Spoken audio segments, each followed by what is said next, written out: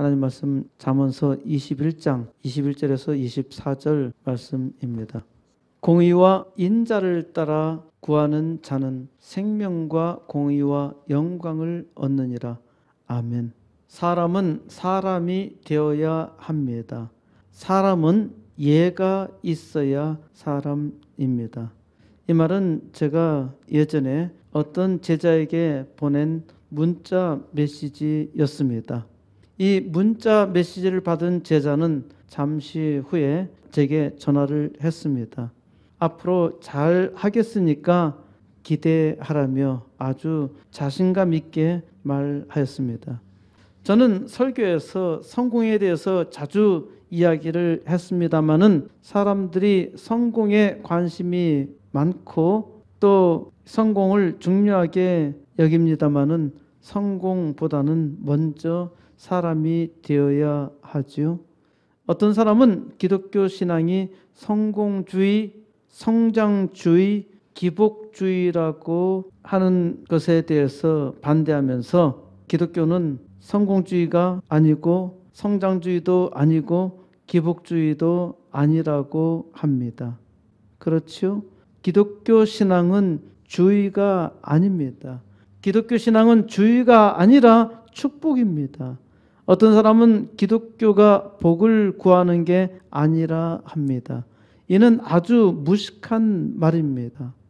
이렇게 말하는 사람도 복받기를 간절히 원합니다. 이런 말을 할 수 있을 정도로 복을 받았으면서 복을 말하지 말라고 합니다. 이는 다른 사람이 복받는 것을 싫어하는가요?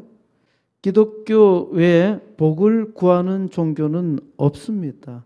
절에서 복을 구하는 것처럼 보이지요? 전혀 아닙니다. 또 무당에게 가서 복을 구하는 것이 아닙니다. 어찌하면은 나쁜 아군을 피하는가? 어떻게 하면은 액땜을 할 수 있는가에 있지 복을 받기 위해서 하는 것이 아닙니다. 복을 구하라 하는 종교는 오직 기독교밖에 없어요. 왜 우리는 복을 구해야 하나요? 사람은 복을 받아야 하기 때문입니다. 왜 그런가요? 하나님께서 사람에게 복을 주셨습니다. 전도서 5장 19절에 또한 어떤 사람에게든지 하나님이 재물과 부요를 그에게 주사 능히 누리게 하시며 제 몫을 받아 수고함으로 즐거워하게 하신 것은 하나님의 선물이라. 재물과 부요는 하나님의 선물입니다. 부는 하나님께서 주신 축복이에요. 어떤 사람에게든지 하나님이 재물과 부요를 그에게 주셨어요. 그리고 능히 누리게 하셨어요. 사람마다 자기 몫을 받아 수고함으로 즐거워하게 하셨습니다. 이것이 하나님의 선물입니다. 하나님께서 주신 거예요. 하나님만이 사람에게 복을 주시는 것은 아주 자명한 진리입니다. 하나님 외에 사람에게 복을 줄 수 있는 존재는 없어요. 그런데 문제는 사람이 무엇보다 재물을 사랑하는 것입니다. 이게 어떤 것보다 심각한 질병입니다. 재물을 너무너무 사랑해서 부모도 없고 형제도 없고 오직 재물밖에 보지 못하는 사람이 있는데 아주 불행하게 살아가는 것이죠. 재물을 사랑하는 것은 암보다도 더 치명적인 질병입니다. 왜 그런가요? 재물 사랑은 자기만 죽을 뿐 아니라 다른 사람도 괴롭게 하기 때문입니다. 하나님을 믿는다고 하는 사람이 하나님보다 돈을 더 좋아하면 그 영혼이 파괴되지요. 심지어 돈의 노예가 되어서 돈의 종노릇하는 사람이 있습니다. 그러므로 예수님께서 사람의 마음을 아시고 너희는 하나님과 재물을 겸하여 섬길 수 없느니라 단호하게 말씀하시며 재물 있는 자는 하나님 나라에 들어가기가 심히 어렵도다고 말씀하셨습니다. 부자가 하나님 나라에 들어가기가 심히 어렵다는 겁니다. 못 들어간다는 이야기가 아니에요. 하나님보다 재물을 더 좋아하기 때문에 들어가기가 어렵다는 말이죠. 오직 우리에게 모든 것을 후히 주사 누리게 하시는 하나님께 의지하는 것이 아니라 재물에 소망을 두고 있기 때문입니다. 시편 52편 7절에서 이 사람은 하나님을 자기 힘으로 삼지 아니하고 오직 자기 재물의 풍부함을 의지하며 자기의 악으로 스스로 든든하게 하던 자라고 말합니다. 그러니까 자기가 잘나서 많은 재물을 가졌다 생각하지요. 그 재물은 심지어 속이고 빼앗아 만든 것이기도 합니다. 그러니까 하나님을 무시하는 거지요. 악을 행하면서 돈을 모읍니다. 악당은 오직 자기 재물만 생각합니다. 사람이 참으로 어리석어서 복을 복되게 하지 못하며 재물로 죽어갑니다. 하나님께서 어떤 사람에게든지 재물을 주셨어. 그런데 많은 사람들은 그 재물을 복되게 사용하지 못하고 오히려 자기를 망하게 만들고 있습니다. 예수님께서 한 부자 이야기를 하십니다. 한 부자가 많은 소출로 풍족해가지고 창고를 더 많이 짓고 내가 이제 돈을 벌 만큼 벌었으니까 편안히 쉬고 먹고 마시자고 자기 자신에게 말하죠. 그날 밤 그의 영혼이 떠납니다. 자기의 영혼이 어떻게 될지도 모르고 사람들은 영원히 살 것처럼 착각을 해요. 언제 이 세상 떠날는지 아무도 모른단 말입니다. 이런 부자를 예수님께서 자기를 위하여 재물을 쌓아두고 하나님께 대하여 부유하지 못한 자가 이와 같다고, 이와 같이 망한다고 말씀하시죠. 하나님께 의지하는 신앙이냐 돈을 섬기는 신앙이냐 이것을 평가하는 질문이 있습니다. 요한 1서 3장 17절이죠. 누가 이 세상의 재물을 가지고 형제의 궁핍함을 보고도 도와줄 마음을 닫으면 하나님의 사랑이 어찌 그 속에 거하겠느냐? 하나님께서 너는 복이 될지라 하고 축복해 주셨잖아요. 그렇기 때문에 하나님의 사람은 마땅히 복을 감당해야 합니다. 내 하나님 여호와께서 너를 세계 모든 민족 위에 뛰어나게 하실 것임을 믿고 하나님의 영광을 나타내야 하지요. 그런데 믿음이 없는 거예요. 하나님을 믿지 못하고 자기 자신을 의지하는 겁니다. 물론 반드시 다른 사람보다 더 위에 더 높이 있어야만 하는 것은 아닙니다. 재물보다 다른 사람보다 더 뛰어나게 되는 것보다 더 중요한 것이 있습니다.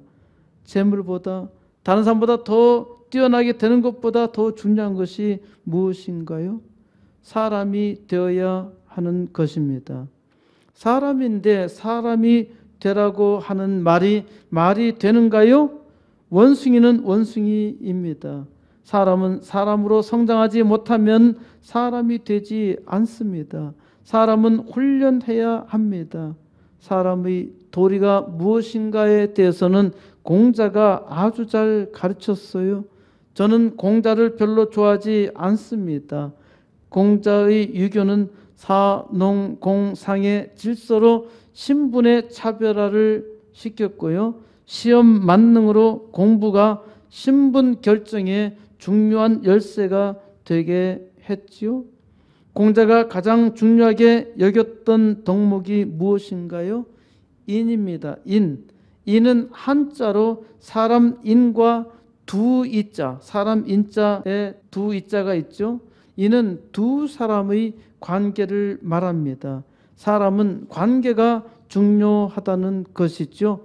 이를 가리켜서 어질인이라고 하는데 사람과의 관계에서 어지러야 한다는 말입니다. 사람과의 관계에서 착하게 해야 한다는 것은 서로를 존중해야 한다는 것입니다. 이 인에서 출발하여 맹자는 사람의 본성을 인의, 예지 네 가지로 말했습니다. 이 네 가지 인의, 예지를 사성 또는 사단이라고 합니다. 맹자는 공손추 상편에서 인계유 불인 인지심이라 말을 했습니다. 사람에게는 누구나 차마 어쩌지 못하는 마음이 있다는 뜻입니다. 사람에게는 누구나 차마 어쩌지 못하는 마음이 있다는 거예요. 어떤 마음일까요? 지금 어떤 사람이 갑자기 어린아기가 우물에 빠지려고 하는 것을 보았다면 깜짝 놀라서 측은해하는 마음을 갖게 될 것입니다. 이 사람이 이 일을 통해서 어린아이의 부모와 친교를 맺으려고 하는 것도 아니고 동네 사람들이나 친구들에게 칭찬을 받기 위함도 아니고 아이를 구하지 않았다는 핀잔이 듣기 싫어서도 아니라는 겁니다. 이것으로 보건대 사람을 측은하게 여기는 마음, 측은지심이라고 하죠. 측은지심이 없으면은 사람이 아니라는 겁니다. 또 수호지심이 없으면은 사람이 아니며, 수호지심은 부끄러워하는 마음이지요. 또 사양지심이 없으면은 사람이 아니고, 사양지심은 사양하는 마음이지요. 시비지심이 없으면은 사람이 아니다. 옳고 그름에 대한 마음이 없으면은 사람이 아니라는 겁니다. 측은지심은 인의 단서라고 했고요. 수호지심은 의의 단서, 사양지심은 예의 단서, 시비지심은 지혜의 단서라고 하였습니다. 측은지심은 인의 단서, 수호지심은 의의 단서, 사양지심은 예의 단서, 시비지심은 지혜의 단서라는 겁니다. 그러니까 불쌍히 여기는 마음은 인의 단서라는 것이고, 부끄럽게 수치를 아는 것은 의의 단서라는 말이고, 또 사양하는 마음은 예의 단서라는 말이고, 또 옳고 그름에 대해서 판단하는 능력은 지혜의 단서라는 말입니다. 그래서 네 가지 단 해서 사단이라는 겁니다. 사단이 있다는 것은 우리 몸에 사지, 팔다리가 있다는 것과 같다고 했습니다. 이 사단이 있으면서도 스스로 인의 예지를 실천할 수 없다고 하는 것은 자기 스스로를 해치는 자라고 하였습니다. 이는 측은지심으로 불쌍하게 여기는 마음이라고 했지요. 의는 수호지심으로 악을 부끄러워하는 마음이고요.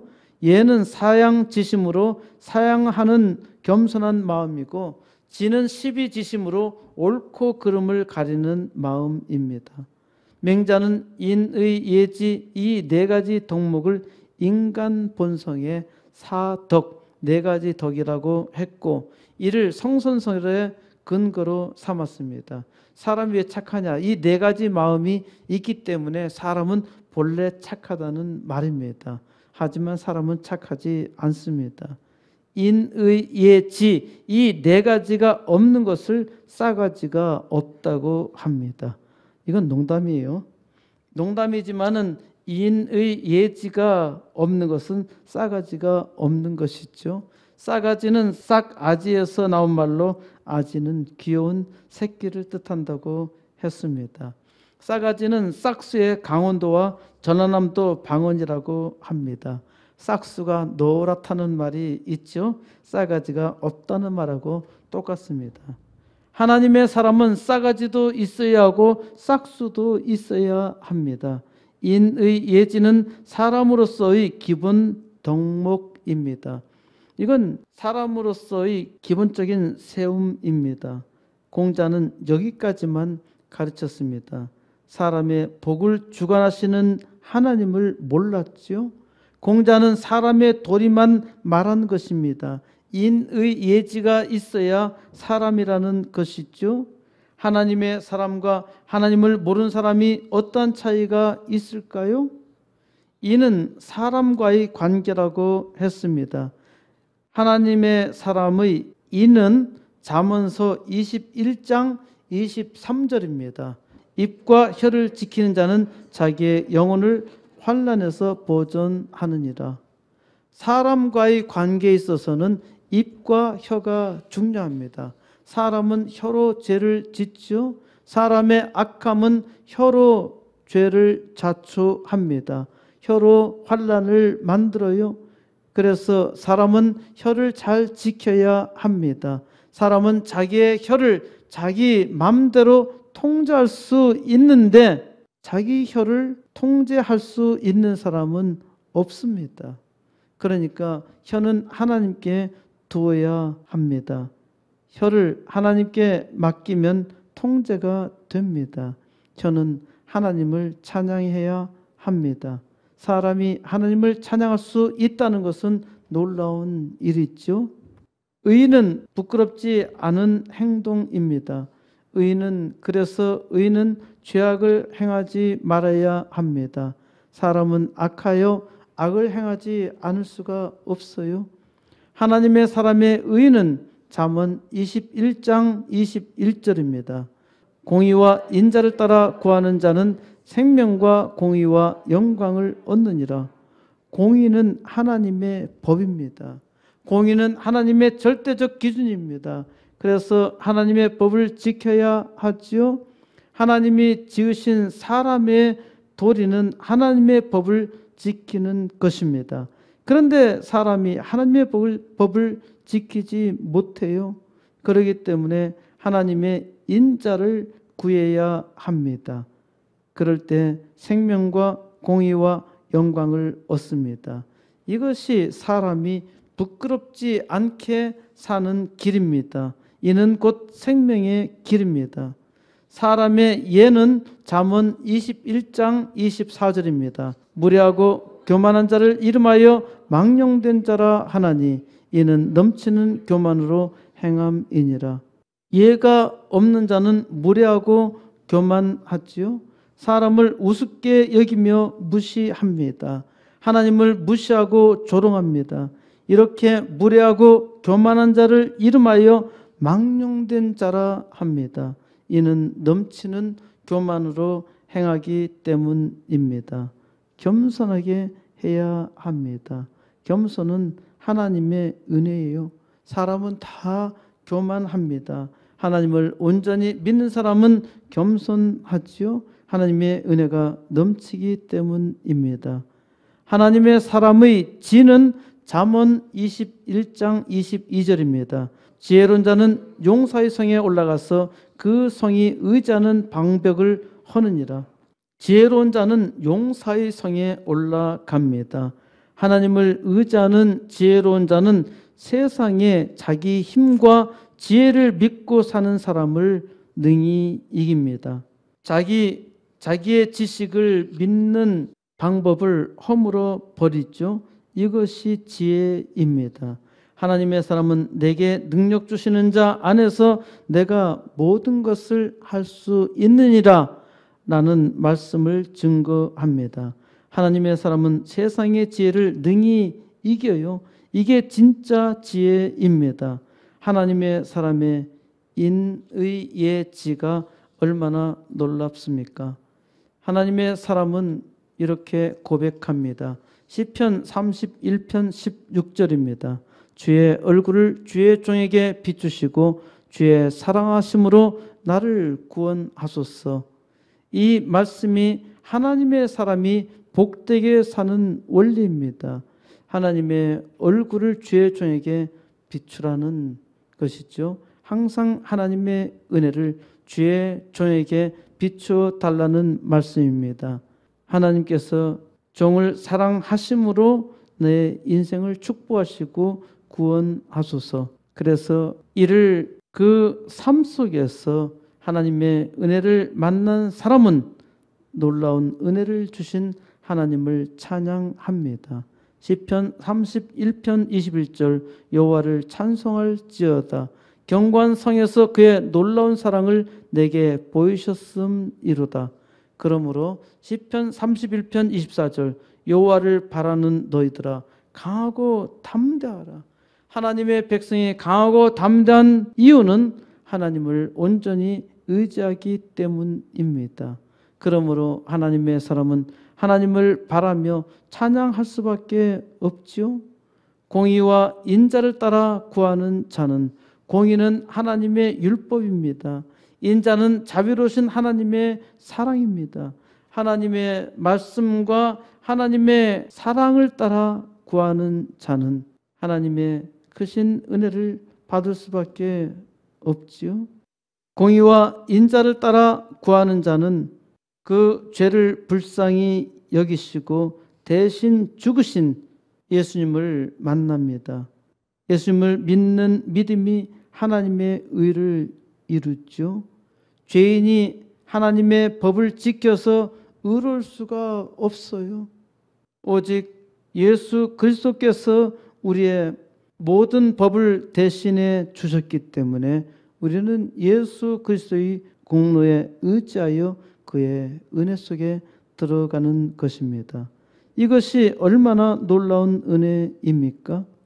공의와 인자를 따라 구하는 자는 하나님의 인자이신 예수님을 만납니다.